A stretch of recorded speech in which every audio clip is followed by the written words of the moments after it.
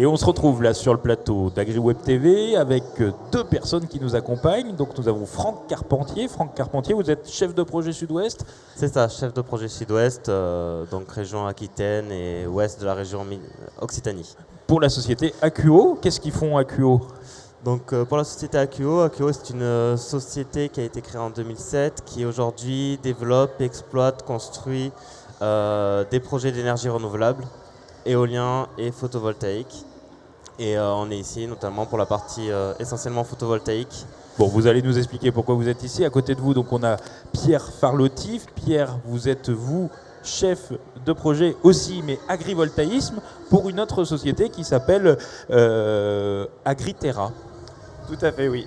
Donc une Agriterra qui est une société qui a les mêmes dirigeants qu'AQO. Donc on est deux sociétés sœurs, même si c'est distinct. Voilà. Bon, ben, AQO, justement, vous nous expliquiez, vous êtes dans l'énergie renouvelable finalement. C'est ça, dans l'énergie renouvelable, on intervient sur la partie développement, construction, exploitation de centrales. Donc des centrales éoliennes et des centrales photovoltaïques. On propose plusieurs technologies photovoltaïques, technologies flottantes et notamment la partie agrivoltaïsme. Très bien. Et donc, cette partie énergie renouvelable, on en parle beaucoup, l'agrivoltaïsme, on en parle beaucoup. Est-ce que vous pouvez nous définir un peu ce que c'est cet agrivoltaïsme ? Alors l'agrivoltaïsme, c'est coupler la partie production d'énergie renouvelable à l'aide de panneaux photovoltaïques avec une production agricole sous et entre les rangées de panneaux photovoltaïques. Votre société, elle est située où ? Justement, à des endroits où vous intervenez sans doute sur toute la France, parce que l'agrivoltaïsme, c'est un mot un peu à la mode aujourd'hui, et c'est quelque chose qu'on voit éclore beaucoup sur les exploitations agricoles. Oui, il y en a de plus en plus sur les exploitations agricoles. Nous, on va souvent sur des zones agricoles, donc il y a un enjeu de remettre soit des cultures sous les panneaux, soit de l'élevage, mais ça se développe beaucoup en France. On le voit derrière vous, là, il y a quelques panneaux photovoltaïques effectivement sous et dessous des exploitations. Ici, c'est des cultures d'abricotiers, donc sur la commune de Bellegarde, dans le Gard. Dans le Gard, bon, c'est pas sur notre région, mais vous êtes implanté aussi dans le Sud-Ouest ? Alors dans le Sud-Ouest, on a aujourd'hui une centrale qui est en construction, une centrale flottante sur un lac d'ancienne carrière. D'accord. Et on essaie de se développer justement dans la région. On est basé à Toulouse, nous, donc on essaie de rayonner un peu partout autour de la région toulousaine. Et un peu en Nouvelle-Aquitaine, sur la région voisine alors maintenant. Justement, allez, parlons un peu d'Agriterra. Agriterra, qu'est-ce que c'est assez spécifique. Vous nous disiez c'était sœur, donc quel est le lien avec AQO ? Oui, tout à fait. À l'origine, Agriterra, on est une société d'exploitation agricole qui a été créée sur l'île de la Réunion pour cultiver les premiers projets d'agrivoltaïsme qui ont été développés par AQO il y a de ça presque 15 ans maintenant. Donc on était assez précurseurs à l'époque, ça ne s'appelait pas encore agrivoltaïsme. Et avec tout ce recul qu'on a eu, on a un peu évolué en France métropolitaine. On a une activité de bureau d'études agricoles interne chez AQO pour les accompagner dans le développement de ces projets. Puisqu'aujourd'hui, en une dizaine d'années, il y a eu un développement énorme des technologies de panneaux, ce qui permet de faire beaucoup plus d'associations entre des cultures et des panneaux photovoltaïques, de toucher beaucoup plus de filières. Et donc l'idée, c'est d'accompagner AQO pour prendre en compte l'ensemble de ces dimensions agricoles dans le développement des projets et avoir les projets les plus cohérents et les plus vertueux possibles. Très bien. Et donc finalement, j'allais dire, ces panneaux photovoltaïques, comment on fait ? Donc on est agriculteur, on vient vous voir. C'est simple justement d'installer des panneaux photovoltaïques sur son exploitation ? Alors il y a plusieurs paramètres à prendre en compte. Effectivement, c'est des cycles de développement qui sont assez longs. Nous, quand on rencontre des agriculteurs qui ont des terrains qui les intéressent pour ce genre de projet, il y a tout un tas de points à vérifier en amont pour savoir si ça va être possible de développer le projet. Ensuite, il va falloir travailler avec eux le projet agricole pour trouver la technologie de panneaux qui va se marier le mieux possible avec leur projet agricole, puisqu'on ne va pas du tout faire la même chose si on est sur un projet d'élevage, un projet d'arboriculture comme on a pu le voir, un projet de grande culture. Donc il y a énormément de choses qui sont possibles. Et ensuite, l'idée c'est de développer avec eux ce projet en faisant un projet qui soit vraiment de territoire, en allant également inclure les mairies, les riverains, la communauté de communes, le département et la région. Donc finalement, oui, c'est du clé en main que vous faites par certains côtés.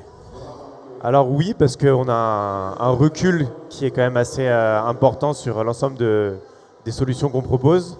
Après, ça nécessite quand même un investissement de la part de l'agriculteur. C'est-à-dire qu'on porte le projet à plusieurs en fait. L'idée, c'est de vraiment développer le projet ensemble. Donc même si effectivement, nous, on a un recul, on a des projets pilotes, on a investi avec l'INRAE sur un pôle de recherche. Donc on a tout un bagage qu'on peut apporter, mais comme toute exploitation agricole, ça restera toujours du cas par cas sur le projet. En quelques chiffres, là, vous avez comment dire, beaucoup de commandes, vous avez beaucoup de clients sur la France, mais vous le disiez aussi, vous étiez dans les îles avant. Oui, alors sur l'île de la Réunion, on a 22 hectares sur une dizaine de projets en exploitation. Et en France métropolitaine, plus précisément sur l'agrivoltaïsme, on a 2 projets en exploitation et une trentaine de projets en développement aujourd'hui. Donc c'est quand même assez conséquent, notamment un projet dans le sud de la Dordogne, en partenariat avec la Maïf, pour installer 2 agriculteurs en grande culture, en agriculture biologique, et également un autre projet dans le sud de la Charente, en association avec de la trufficulture, donc des chênes truffiers. Donc c'est quand même, on voit que les projets en fait se développent. Est-ce que vous avez vu une explosion un peu de la demande? Parce que justement, l'agrivoltaïsme, on en parle depuis quelques temps, c'est ce que je disais tout à l'heure. Oui, c'est un peu comme chaque technologie innovante. Au début, il faut arriver à monter des pilotes pour prouver que ça marche. Et effectivement, depuis quelques années, via ce genre d'événement aussi, on voit que les gens viennent beaucoup plus vers nous et sont intéressés par ces solutions. L'agrivoltaïsme, donc c'est quand même le secteur d'activité d'Acuo, c'est bien ça, hein, pas que, le photovoltaïsme, pardon, je voulais dire, c'est votre secteur d'activité. Vous expliquez-nous un peu la diversification que vous proposez finalement et le lien avec votre filiale ou votre société. Alors nous, on fait de l'éolien et du photovoltaïque. Aujourd'hui, en France métropolitaine, beaucoup de photovoltaïque. Et après, l'idée, c'est vraiment d'adapter nos technologies par rapport aux projets agricoles quand on est dans le cadre de l'agrivoltaïsme. Donc, adapter les structures, les surélever, les écarter, mettre des technologies de type tracker, c'est-à-dire qui suivent le soleil, donc orienté est le matin et ouest le soir. Donc, c'est vraiment adapter les technologies par rapport au terrain et à la demande de l'exploitant agricole. Oui, parce que j'allais dire, on le voit là derrière, on voit que finalement les panneaux photovoltaïques sont situés très en hauteur pour faire passer sans doute des engins agricoles dessous. Comment on s'adapte en fait? C'est vraiment du cas par cas? Plutôt, alors Pierre. Je sentais Franck pas très à l'aise là sur cette question. Si.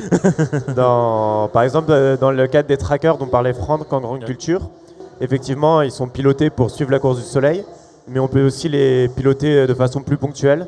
Donc l'agriculteur peut mettre les 2 panneaux en position haute dans une rangée, ce qui va lui permettre en fait de passer au plus près des pieux avec un outil et donc de se rapprocher des panneaux sans risquer une collision entre un engin et les panneaux.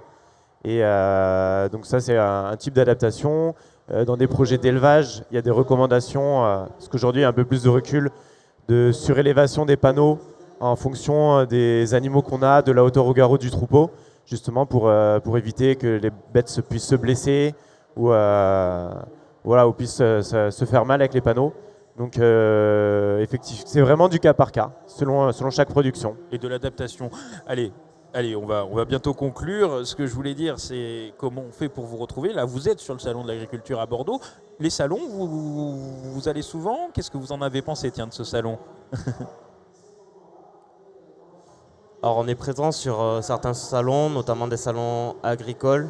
Ce salon, il est très intéressant. On a eu quelques personnes qui sont venues, notamment hier matin.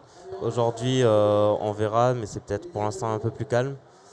Mais après, on est bien situé, il fait beau, donc... Bon, donc vous avez bien apprécié ce salon. Voilà. Toulouse-Bordeaux, hein, c'est proche. Et comment on fait pour vous contacter si on est intéressé?